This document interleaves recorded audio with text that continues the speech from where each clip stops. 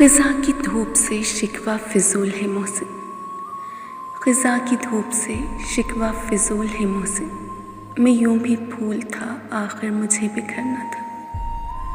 وہ کون لوگ تھے ان کا پتہ تو کرنا تھا، میرے لہو سے نہا کر جنہیں نکھرنا تھا۔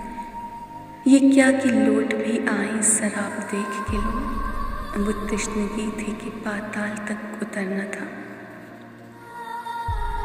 گلی کا شور ڈرائے گا دیر تک مجھ کو، گلی کا شور ڈرائے گا دیر تک مجھ کو، میں سوچتا ہوں دریچوں کو وا نہ کرنا تھا۔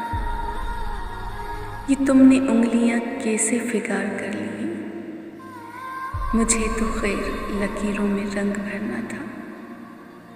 وہ ہونٹ تھے کہ شفق میں نہائی کرنی تھی، وہ آنکھ تھی کہ خنک پانیوں کا جھرنا تھا۔